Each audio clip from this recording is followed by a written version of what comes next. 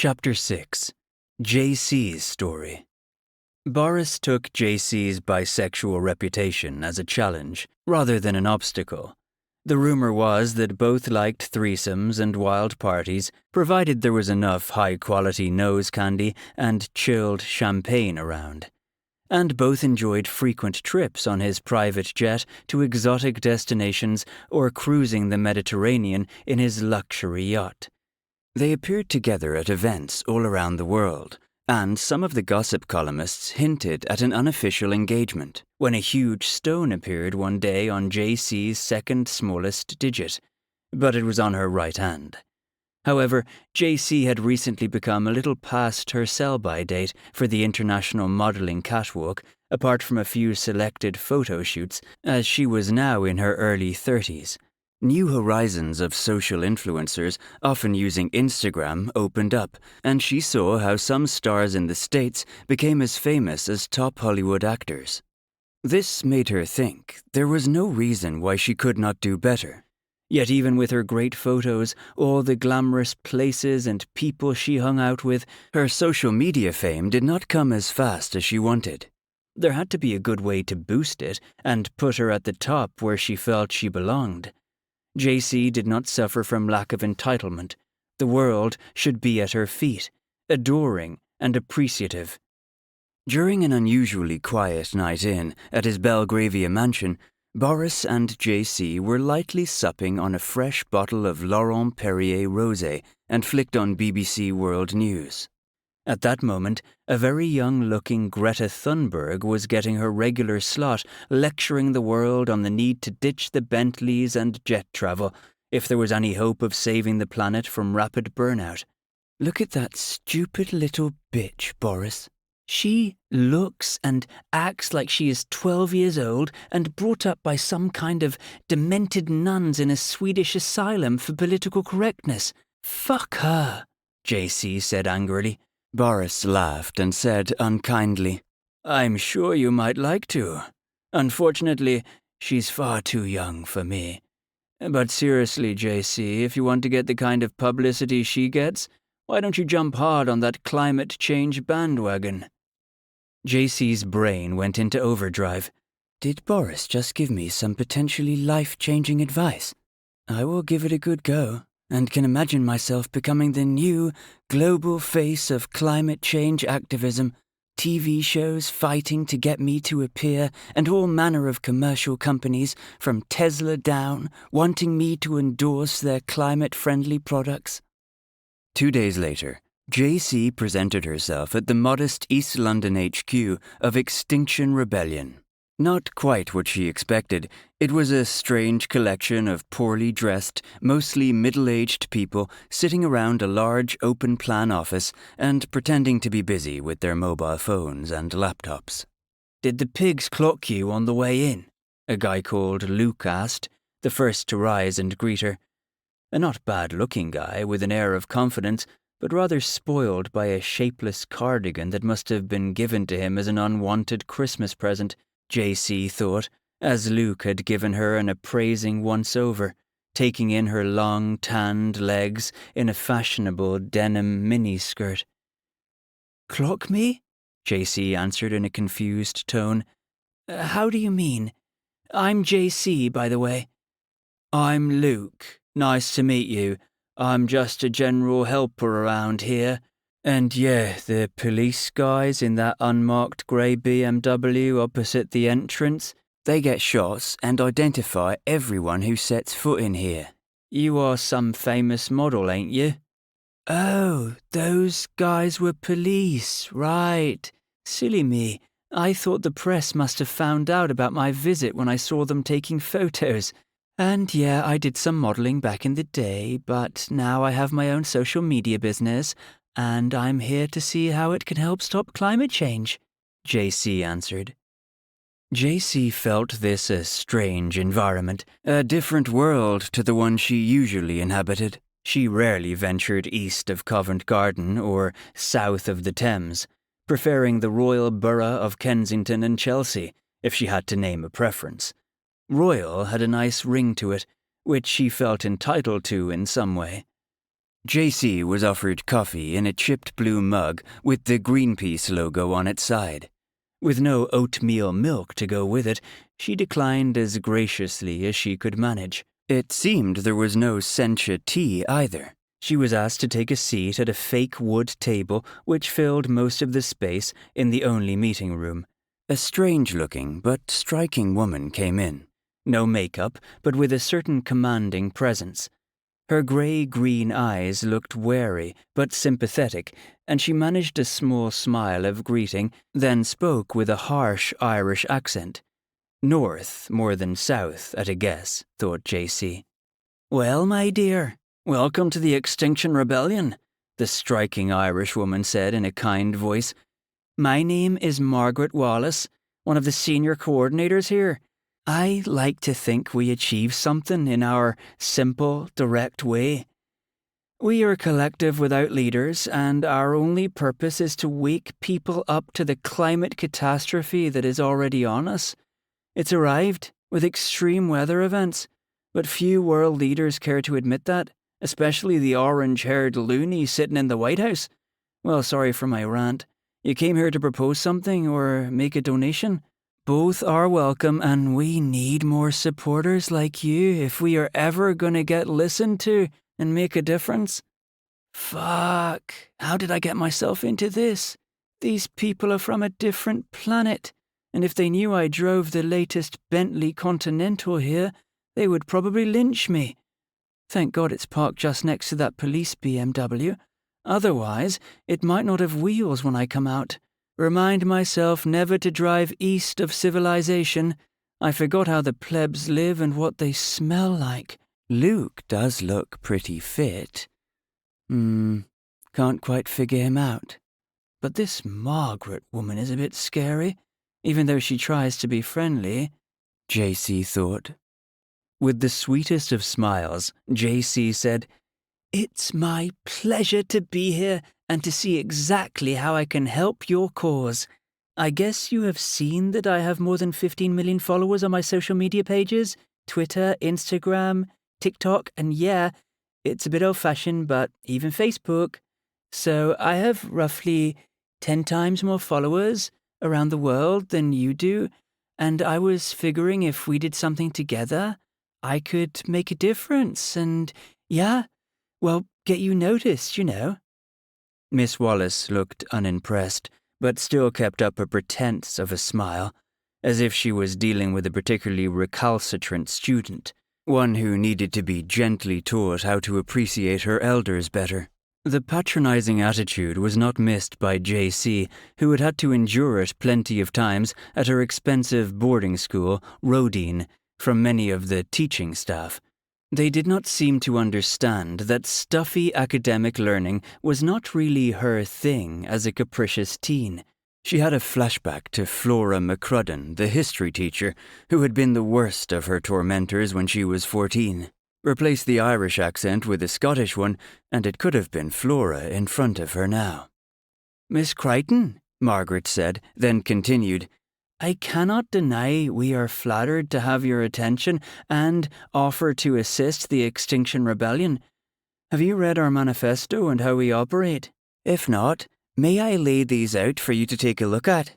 She placed a load of boring paraphernalia out that would have taken around 15 minutes to look at and could just as easily have been read off their website.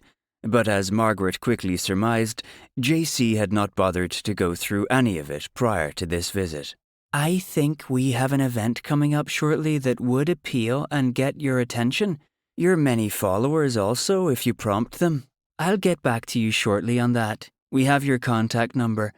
We use WhatsApp almost exclusively, as we understand it's a little harder for the authorities to monitor, but not impossible.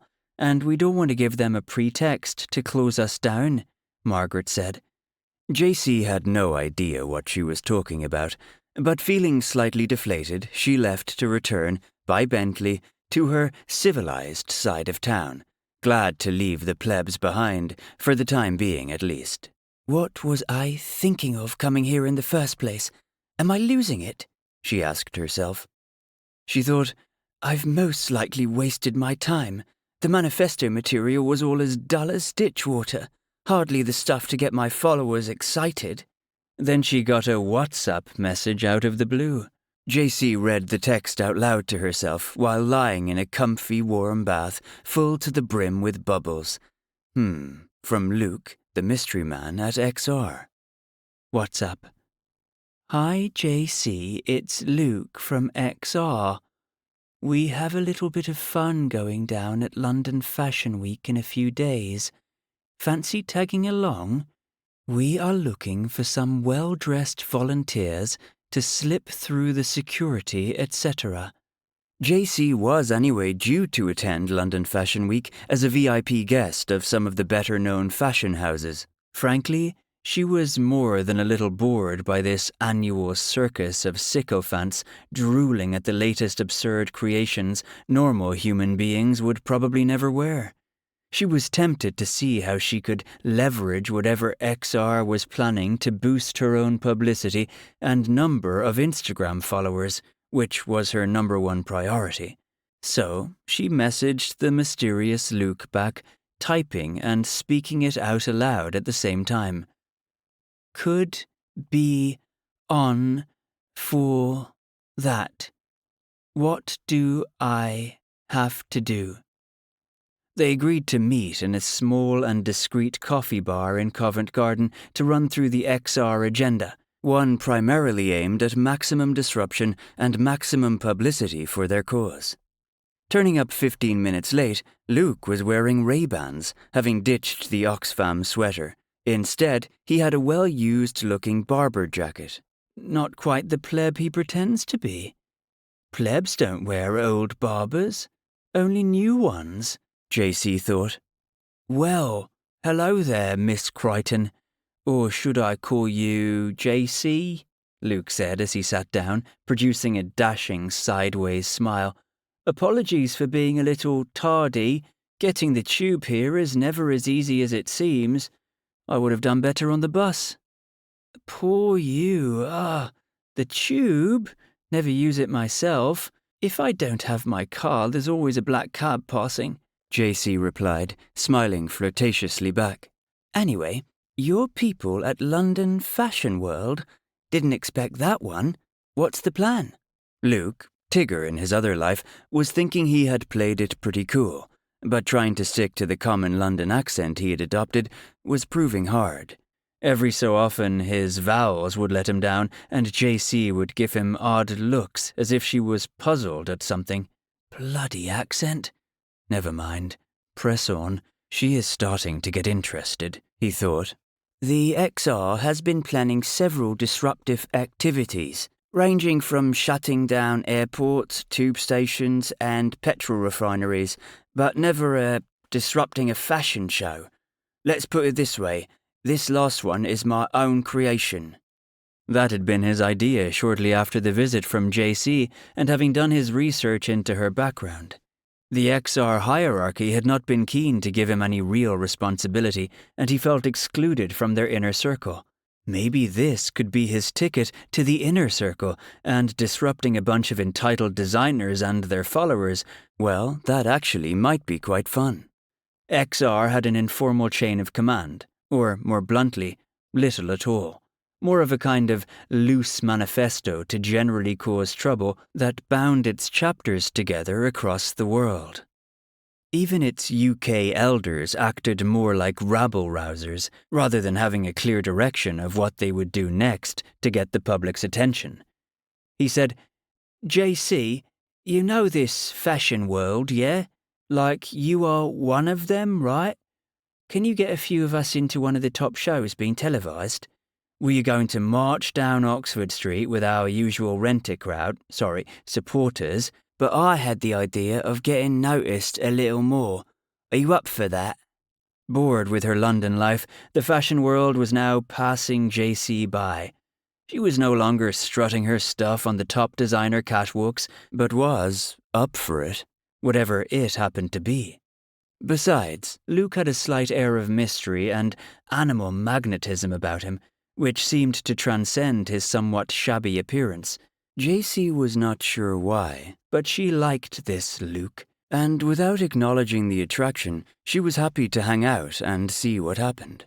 The two of them stayed chatting for another 2 hours, much longer than necessary for the task in hand, if the truth be told.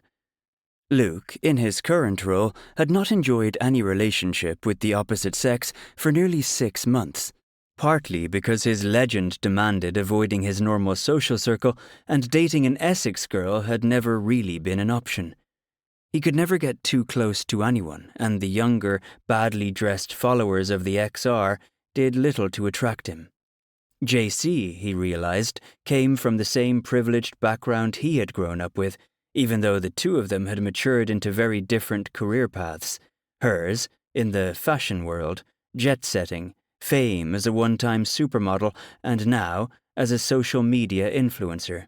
And his, the most boring bump and grind of the armed services, interspersed with short intervals of adrenaline-producing danger and discomfort. Now, together in that Covent Garden hipster coffee bar, what seemed to bind them together was little more than thinly concealed personal attraction. Chemistry, maybe. No rational explanation existed, as neither cared a toss for the cause of the XR, other than what they could personally gain from it. Yet, by the time they parted, they had a plan in mind, which Luke had to get approved by the elders of the XR movement. He imagined that would be a formality, as long as there was no violence on the agenda. This was swiftly confirmed both by XR and, with even more encouragement, from his MI5 boss. At some point, Luke would learn the reason for that, but it was one of the few times he had seen Rutherford's eyes light up, in something approaching a positive reaction. JC returned to her usual haunts, but later that night, astride a slightly drunk Boris and her senses heightened by some staggeringly pure line of her Albanian supplier's nose candy, Luke's chiseled features replaced those of the somewhat jowly-cheeked Russian. This did nothing to stop her long and vibrating orgasm, probably enhancing it. Boris did not seem to care, except to remark, "Sladkaya. Unless I did not know otherwise. It would seem you did not have a good shag for weeks. Guess I'm not losing my touch, hmm?" She did not deign to reply, but reached for the half-empty bottle of champagne beside the bed and her e-cigarette holder. She was tempted, but kept quiet. "In your dreams, baby," she thought.